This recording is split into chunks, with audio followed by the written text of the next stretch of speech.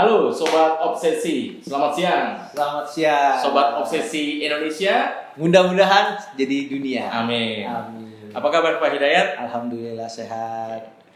Oke, Sobat Obsesi, saat ini kita kedatangan tamu yang istimewa. Beliau adalah Pak Hidayat, masternya pada section HSE Drilling. Ya. Jadi beliau ini sangat berpengalaman untuk dunia drilling atau pengemburan. Pada kesempatan kali ini kita coba mau angkat ini diskusi-diskusi menarik Pak Hidayat untuk terkait masalah HSE drilling gitu ya.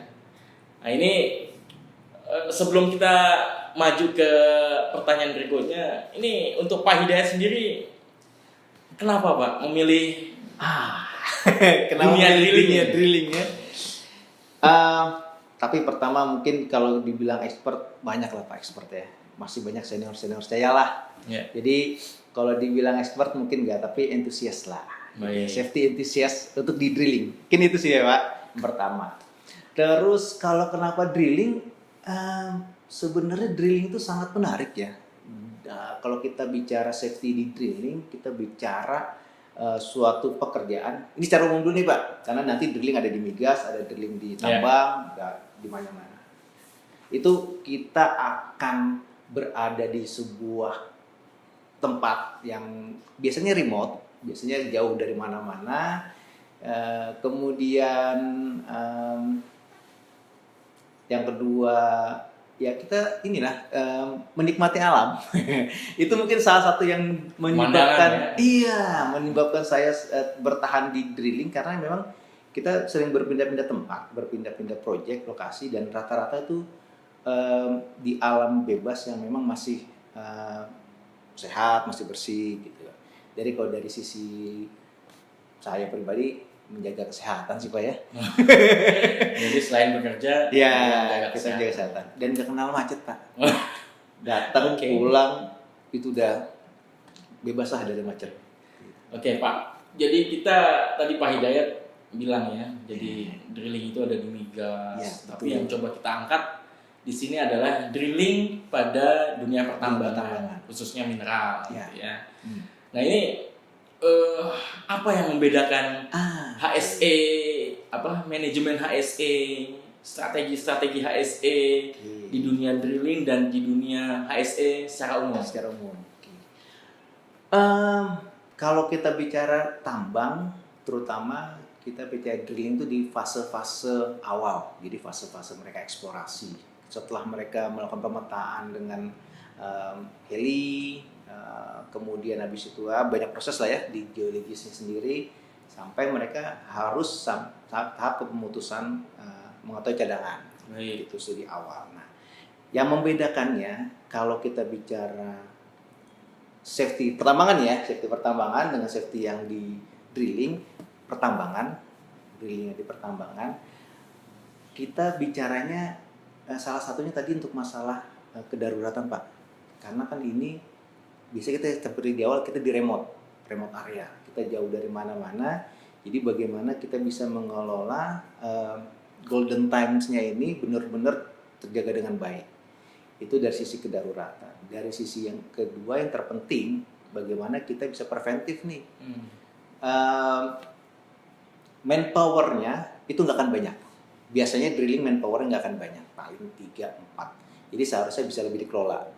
Hanya pada umumnya, beda nanti dengan pertambangan. Kalau pertambangan biasanya padat karya, banyak orang, mungkin perbandingan safety dengan karyawan bisa 1:10, 1:20. Nah, kalau kita di tambang, kalau di drilling lebih sedikit. Jadi, bagaimana kita bisa in touch dengan mereka day to day, supaya mereka juga tidak merasa terbebani dengan adanya kita, justru merasa terbantu. Jadi ini mungkin salah satu yang keunikan lah ya kalau saya bilang, antara drilling di pertambangan dengan safety di pertambangan secara umum. Oke. Artinya memang pekerja yang sedikit ya diharapkan mampu untuk bisa mengakomodir semua isu ya di pertambangan, khususnya spesifik di lokasi drilling. Betul. Nah ini menarik Sobat Obsesi. Jadi semakin menimbulkan pertanyaan lebih lanjut ya. Untuk kompetensi, kita kan ngomong tadi ya untuk masalah pekerja lebih sedikit daripada di lokasi umum pertambangannya, dia lebih spesifik. Nah ini kompetensi apa sih Pak yang harus dimiliki seorang pekerja drilling gitu ya untuk mendukung pertambangan? Pekerja drilling atau pekerja safety drilling nih? Pekerja drilling. Pekerja drilling. Khusus drilling. Nah, pekerja drilling nanti akan sama sih secara umum kalau kita bicara drilling. Jadi pasti ada step-stepnya, ada level-levelnya. Ada yang nanti di level kita bilang mungkin entry atau di level crew, yaitu ada beberapa pekerjaan yang nanti memang mereka tidak terlalu intens gitu ya. Tapi tetap mereka harus punya bekal-bekal dasar lah safety. Bagaimana pakai APD, dan ini yang paling susah Pak. Kadang orang mikir APD kan buat apa sih? Apalagi tentunya jauh dari pengawasan. Jauh dari mana-mana. Padahal harusnya sobat obsesi, semakin jauh kita dari pengawasan, kita harus semakin tertib sebetulnya Pak ya. Nah, jadi itu yang pertama tuh. Kemudian untuk di entry level mereka juga bisa tahu pekerjaan-pekerjaan dasar. Karena ini kan banyak tuntutan fisik ya. Jadi bagaimana mereka mesti punya pemahaman tentang fit for work-nya mereka sendiri. Gitu. Jadi istilahnya kayak begadang. Memang biasanya kalau kita dieksplorasi itu kan di camp yang cukup jauh dari mana-mana lah. Nah, bagaimana mereka mengelola jam istirahatnya sendiri nih? Ya paling kalau kita kan bisa, jam 10 harus istirahat, matiin lampu, listrik semua jebret, mati gitu kan, selesai bisa. Tapi orangnya belum tentu tidur. Apalagi sekarang udah ada handphone. Bisa jadi mereka nonton, bisa jadi macam-macam lah. Ada yang bawa laptop, bawa tablet segala macam. Jadi mereka mesti punya pemahaman dasar sekali tentang fit for work buat mereka sendiri. Kemudian ya secara umum bahaya-bahaya yang ada di pekerjaan itu di level entry. Di middle nanti ada yang kita bilangnya udah driller assistant lah, atau udah di level senior crew gitu. Nah ini mereka sudah mesti punya wawasan yang lebih jauh lagi. Sudah kalau saya bilang udah mulai step in ke level pemimpin lah atau leader gitu ya untuk kru. Jadi mereka mesti bisa ngarahin, bisa. Yang terpenting Pak, karena kan kadang-kadang pertukaran cepat. Suatu project pindah project lain, paling kita misalnya 1 tahun 2 tahun selesai project, kita pindah project baru lagi. Ini mesti ada yang ngebimbing. Nah si kru senior inilah yang ngebimbing mereka. Karena kan driller di panel. Driller tuh nanti pengawasannya dia level yang kalau di level rig-nya tuh dia yang paling topnya lah ya. Dia yang akan in charge segala sesuatu yang ada di rig, dia akan ngambil keputusan, stop rig, dan seterusnya ya. Driller. Nah, driller harus punya pemahaman secara menyeluruh tuh bahaya terkait dengan aktivitas drillingnya, bahaya yang ada di lingkungan sekitarnya dia, kemudian hubungan human relationnya juga. Kadang-kadang ada yang cuman nengok dikit, krunya udah paham. Nah, sih Pak kira-kira. Itu dari sisi kompetensi individu gitu ya.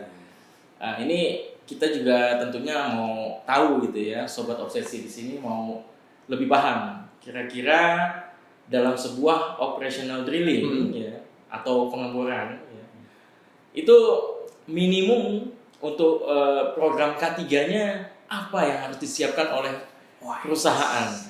Nah ini menarik nih. Minimum aja Pak. Minimum ya. Kalau yang ideal tentunya kita bisa ya untuk mengembangkan gitu ya. Minimum pada saat starting wajib harus ada induction. Itu wajib tuh. Kita kenalin semua tuh Pak. Definisi bahaya, definisi resiko, kemudian kita on spot. Ini loh bahaya, ini loh resikonya seperti ini. Kemudian yang kedua yang terpenting lagi setelah tadi untuk masalah starting gitu ya.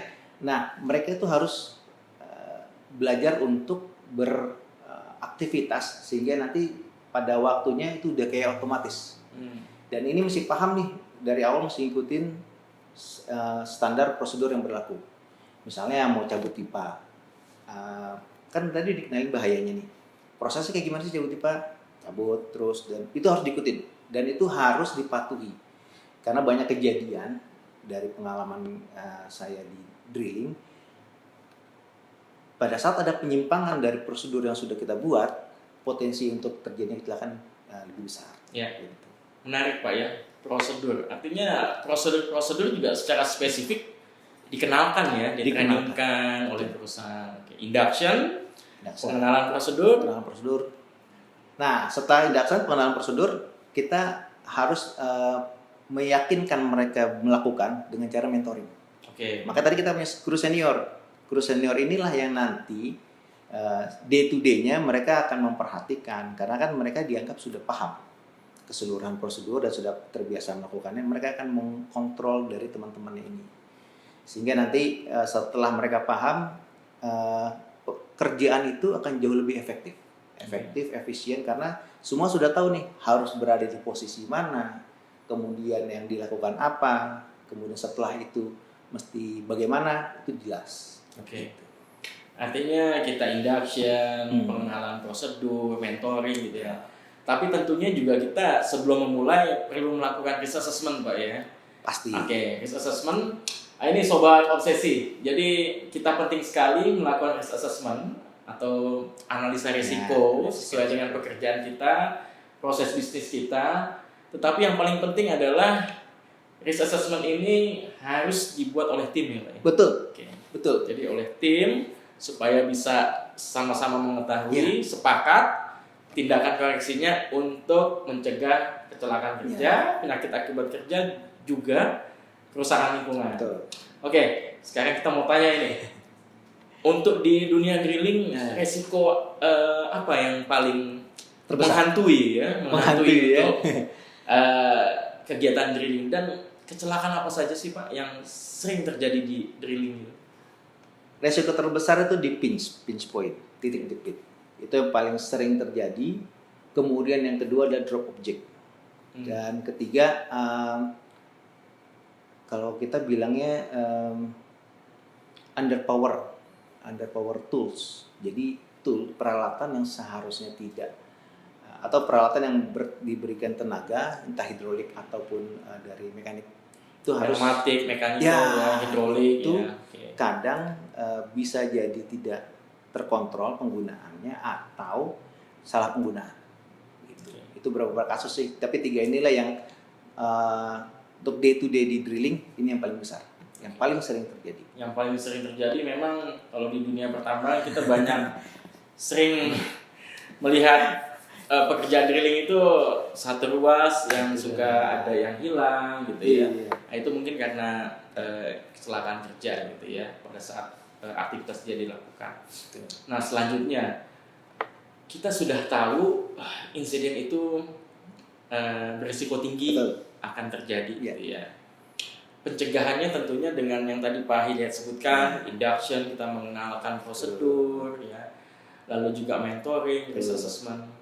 Tetapi penting juga kita juga melihat dari sisi peralatan ya Pak ya. Itu saya baru mau tambahin. Itu gimana meyakinkan alat kita ini proper ya, fit untuk digunakan. Lalu juga aman untuk para pekerja gitu ya. Itu kan kita harus punya sistem gitu. Ya. Apa ini Pak yang bisa dilakukan ya, atau yang dikerjakan. Jadi tadi kita bicara di sisi human ini. Nah, sekarang kita masuk, Pak Didi pas banget masuknya tools. Tools itu memang pertama harus standar, Pak. Jangan kita pakai tools yang non standar. Paling gampang misalnya kunci pas gitu ya.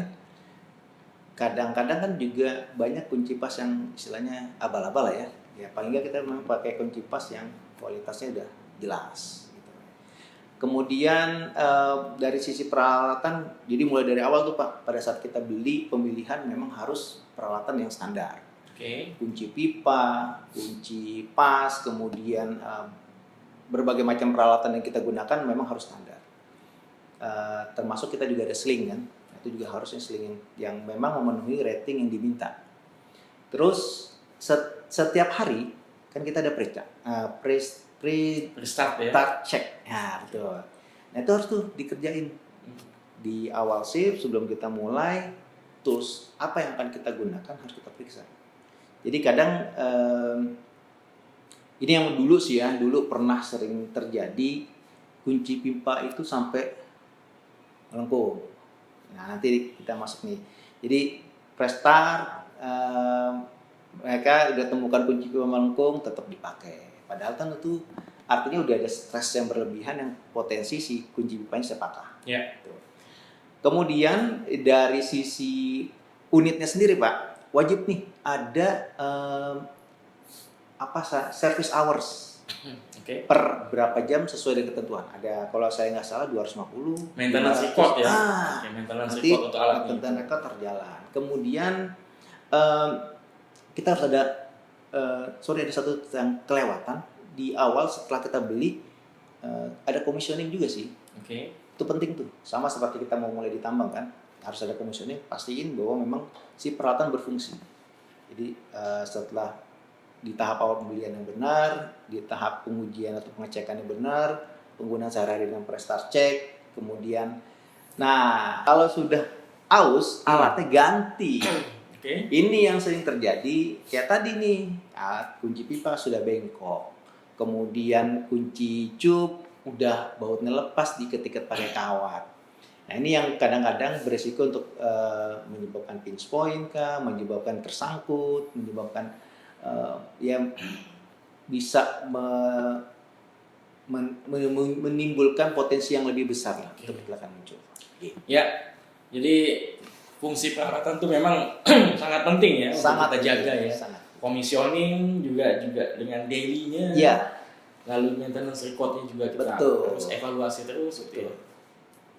Nah, setelah equipment kita yakinkan oke, gitu ya. Orang kita yakinkan oke, sistem kita yakin oke. Nah ini untuk desain engineering atau proteksi terhadap lingkungan gimana ini? Apa yang bisa maksimal dilakukan untuk pencegahan lingkungan? Kerusakan lingkungan. Nah ini yang kadang-kadang suka dan kelewatan. memang kita tahu kan drilling itu kan pasti akan menghasilkan sludge atau mud yang keluar dari lubang hole-nya itu. Yang bisa berpotensi kalau dia memang ada air asam tambang ya bisa lebih awal lagi Pak, kan kita udah ngerusak lingkungan istilahnya nih ya dengan nebangin pohon gitu kan. Jadi walau itu sesuai dengan prosedur yang berlaku gitu ya. Sesuai dengan prosedur berlaku. Jadi biasanya pada saat kita akan melakukan kegiatan eksplorasi, kita harus pertimbangkan juga dimensinya nih. Sebesar apa sih dimensi yang kita butuhkan? Nah, kalau kita pakai heli job, jadi perpindahan rig itu menggunakan heli, kita nanti bisa cukup potong pohon-pohon yang memang spotnya dibutuhkan untuk rig. Sesuai dengan kebutuhan. Sesuai kebutuhan. Jadi yang lain kayak misalnya untuk kayak tadi Pak Deddy bilang, kita bisa kan biasanya kan mereka konturnya tebing ya. Kita bikin di bawah, kita buka sedikit, kita bikin box. Nanti mat kita alirin ke sana. Nah, mat itu kan sirkulasi. Jadi sebisa mungkin dia akan sirkulasi sehingga tidak ada yang terbuang ke alam. Yang kedua, kita bicara kayak tadi Pak Deddy bilang nih, sludge matnya ini nih sebisa mungkin, dan ini yang praktek yang harus dilakukan adalah menggunakan mat yang memang environmental friendly. Dan itu udah banyak banget di Indonesia mat itu sudah environmental friendly. Jadi sudah tidak berpotensi untuk merusak lingkungan. Makanya ini praktek yang agak salah nih ya. Kadang-kadang kita mengalami pipa stuck. Paling gampang supaya pipa yang nggak stuck dibalurin oli atau grease gitu kan. Ya namanya udah dibalurin grease sama oli, memang udah tidak ada lagi friksinya itu udah bisa berkurang. Tapi kan itu nggak benar karena kita merusak alam.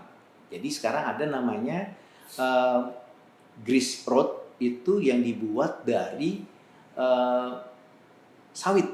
Gitu ya. Ada dari sawit, ada yang dari canola, kemudian ada dari, saya lupa ada lagi satu biji-bijian yang digunakan untuk grease rod. Jadi ini yang dipakai. Memang yang paling efektif ada yang satu ini saya lupa. Yang canola kita udah punya trial, cukup bagus. Kalau sawit memang masih gampang hilang. Jadi mungkin cuma sebentar kan. Kira-kira itu sih Pak. Baik. Oh, satu lagi. SAM. Oke, SAM-nya itu Harus pakai terpal wajib. ya supaya tidak langsung Ya, menutup ke tanah ya. Tidak Ada segregasi. plus. Ya.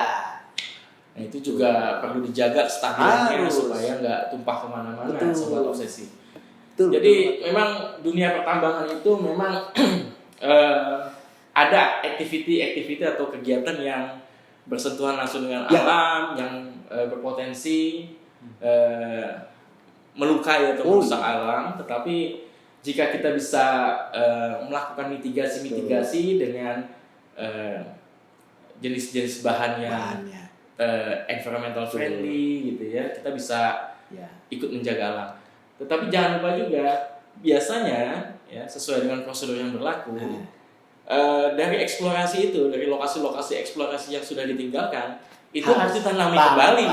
Jadi nggak ditinggal begitu aja, memang dibuka, tetapi kita Tanam lagi. tanam kembali gitu ya. Nah, itu. Betul Jadi- banget itu Pak. Jadi memang luar biasa ya. Jadi tahapan-tahapan itu memang kita perlu lalui, tetapi kembali lagi sustainability. Iya, Ya, sustainability ini Jadi- harus kita jaga. harus kita jaga. Jadi kebutuhan masa kini tanpa rusak atau mengurangi kebutuhan masa mendatang gitu Ya. ya, harus kita jaga. Betul banget Pak, karena memang belum tentu area yang kita eksplorasi itu akan menjadi tambang.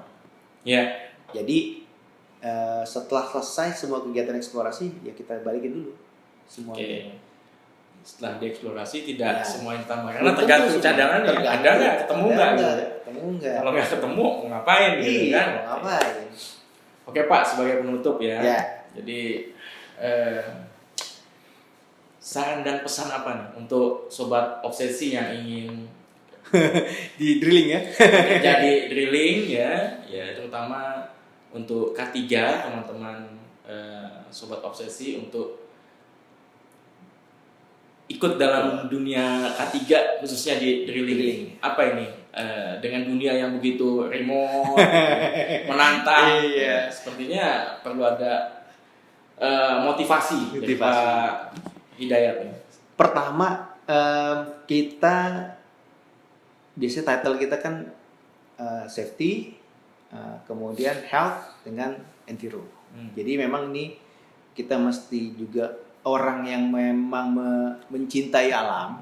Jadi pada saat kita masuk ke dunia drilling, oh ya tebang, jangan. Yeah. Gitu loh. Kita juga pertimbangan alam dong, karena kan susah loh mereka sampai setinggi itu, sebesar itu pohon-pohon. Gimana sih caranya kita bisa mempertahankan? Dan itu rulesnya kita tentu ya bisalah nanti dari kalau udah lebih paham di drillingnya. Kemudian ya memang mungkin ini salah satu yang penting juga, dia memang senang untuk berada di alam. Oke. Tuh. Jadi senang berinteraksi langsung dengan alam. Jadi yang untuk teman-teman kantoran ini tuh Yang demennya di office, hati dulu deh. Jadi kalau yang background Ya. pencinta alam Oh itu iya. ya dipersilahkan lah ya. Atau mau mulai belajar mencintai alam, Boleh. jadilah safety di drilling. Poinnya. Oke. Apalagi? Itu mencintai alam pasti ya. Kemudian yang kedua, kita kan sebenarnya ini never ending learning ya. Jadi kita tidak pernah berhenti belajar. Kalau kita bicara safety di drilling, kalau kita cuma bicara hazard, risk, kemudian risk assessment-nya, kemudian prestat dan seterusnya, ya kita mikirnya masih segitu aja. Padahal banyak sekali yang faktor-faktor lain yang harus kita terus monitoring, yang harus kita terus pantau perkembangan day to day atau perkembangan dunia safety secara umum Pak. Contoh paling gampang legal itu 2-3 tahun kadang-kadang berubah. Ya. Nah, kita masih paham tuh legalnya kayak begini, kita mesti ngapain. Oke. Good. Nah, kemudian juga perkembangan dari teknologi. Ya jangan kemudian ada teknologi yang lebih aman. Paling gampang dulu kita di beberapa jenis trik ini Pak, kita pindahin pipa pakai model sling lah, paling gampang. Nah sekarang udah ada road handler. Oke. Itu Itu kan pegangannya ya. Iya, itu lebih safe, lebih Aman. aman. Dan tidak perlu lagi orang bersentuhan langsung dengan pipa. Karena kan Karena ini udah pakai remote juga Pak ya. Oh iya, udah pakai remote. Jadi itu perkembangan-perkembangan teknologi itu yang memang perlu kita ikuti juga. Dan ini yang ketiga yang penting sih Pak, ya kita memang harus bisa memberikan business point of interest-nya. Kita safety di lapangan, benar, kita safety di lapangan. Tapi di satu sisi kita juga mesti jualan kita kan utamanya sebenarnya bukan hanya ke bawah, tapi ke manajemen juga. Jadi bisnis poinnya kayak gimana nih? Contoh road handler bukan barang yang murah, tapi kalau itu ada, angka kecelakaan akan lebih turun. Dan yang terpenting sebenarnya siklus kerja lebih cepat. Oke. Gitu. Jadi Selain safety, Iya. productivity juga sebetulnya. itu akan sangat terbantu. Oke. Jadi Nah. itu kira-kira itulah Pak. Oke, saling terikat ya. Ya. Tadi saya bilang pertanyaan penutup. Tapi sebetulnya ada satu lagi. lagi ya. Jadi pertanyaan selanjutnya adalah di dunia pertambangan kita kan ada namanya surface mining sama underground mining gitu ya. Betul. Nah ini untuk dilihat dari sisi alat sudah pasti beda. Beda. Gitu ya. Dari kompetensi Pak, saya mau angkat coba Oh. lagi. Kompetensi di Pasti beda. underground sama di surface ini Pasti beda. apa yang membedakan? Di underground itu salah satu yang penting banget. Ini dari sisi human dulu ya Pak ya. Orang itu nggak boleh punya fobia terhadap ruang tertutup. Jadi dia memang harus bebas dari fobia ruang tertutup. Kemudian yang kedua, tuntutan fisiknya akan jauh lebih tinggi. Karena di underground itu pertama kita kan supply udaranya memang dibantu oleh pompa blower sampai ke bawah. Dan kalau udara yang bentuknya sudah seperti itu nanti ada masalah humid, masalah debu dan seterusnya, dan ini yang mesti kita jaga. Jadi biasanya kalau nih di suatu tempat yang di underground mewajibkan pakai masker ya pakai. Jadi mungkin ini yang sedikit membedakan. Jadi dari sisi fobianya, yang kedua adalah fit for work-nya dia memang nanti beda. Jadi idealnya kan sesuai, kalau peraturan mereka minta ada ronsen paru setiap 6 bulan sekali. Kalau gaji beda nggak Pak? Gaji beda. Di surface sama di underground beda? Saya nggak tahu sih Pak ya sebenarnya Pak. Tapi kalau dari ya mungkin bisa jadi surface yang lebih besar atau underground yang lebih besar, itu tergantung kebijakan perusahaan masing-masing ya. Okay. Tapi biasanya sih lebih tinggi resikonya, lebih tinggi resikonya akan ada kompensasi yang lebih tinggi lah. Ya. Jadi tapi itu masing-masing rahasia perusahaan lah. Rahasia perusahaan lah. Kita... Dan ini Pak, yang akan membedakan adalah nanti kompetensinya. Kompetensi juga. Kan alatnya kalau di luar kita bisa besar-besar ya. Besar, jalanannya lebar dan seterusnya. Sedangkan di underground itu sempit, terbatas dan alat itu memang harus bisa bermanuver dengan baik. Dan banyak yang konvensional ya. Banyak yang konvensional. Nah ini makanya yang sekarang sudah banyak yang berubah ke articulate. Jadi dia yang bukan beloknya di ban ya. Jadi kalau saya bilang patah di tengah gitu ya. Nah dia pakai articulate. Ini yang sebenarnya udah lama sih teknologinya. Ini yang sangat membantu pekerjaan di underground. Hanya balik lagi nih tadi kompetensinya. Di luar lega, di dalam sempit. Kalau kita ketemu satu unit dari bawah, satu unit dari atas, mesti paham nih yang harus ngalah yang mana. Nggak ada cerita ego-egoan tuh. Jadi yang misalnya yang dari bawah, biasanya nanti di aturan tambangnya ada Pak. Salah satunya biasanya nih ya, yang prioritas pertama pasti kan kendaraan kedaruratan. Yang kedua adalah kendaraan yang membawa muatan. Ya. Nah, itu jadi prioritas. Jadi begitu ketemu dari bawah, ya udah harus minggir. Jangan, wah ini gue penting nih, nggak bisa. Prioritas ya. Prioritas prosedur harus dijalankan. Harus dijalankan. Itu sih. Oke Pak Hidayat. Nah ini sobat obsesi. Jadi informasi saja. Pak Hidayat sebentar lagi akan ke Laos ini. Dia akan bekerja di Laos gitu ya. di dunia drilling juga. Iya. Jadi kita doakan semoga Pak Hidayat bisa Amin. sehat di sana kan, bisa membawa harum nama Indonesia Iya, juga kan. amin, amin. Pekerja tambang memang Indonesia gitu. Jadi ya kita bangga juga ini punya Tenaga kerja tenaga Indonesia. spesialis ya yang dicari oleh tambang-tambang dunia. Selamat untuk Pak Hidayat. Makasih Pak. Terima kasih juga untuk kehadirannya. Ini betul-betul diskusi yang cukup menarik ini ya, yang bisa kita gali terus sebetulnya sampai pagi. Oh iya, banyak lah. Tapi waktu yang membatasi kita. Terima kasih Pak Hidayat. Sama-sama Pak Semoga Deddy. sukses semua dan membawa manfaat untuk teman-teman dan sobat Ya. Obsesi Indonesia dimanapun Anda berada. Salam sukses. Selamat sore. Sore, pagi, siang, malam, tergantung waktunya masing-masing. Jadi salam sukses. Semoga semua sehat. Amin. Dan sampai ketemu lagi di diskusi obsesi selanjutnya. Terima kasih Pak Hidayat. Sama-sama Pak.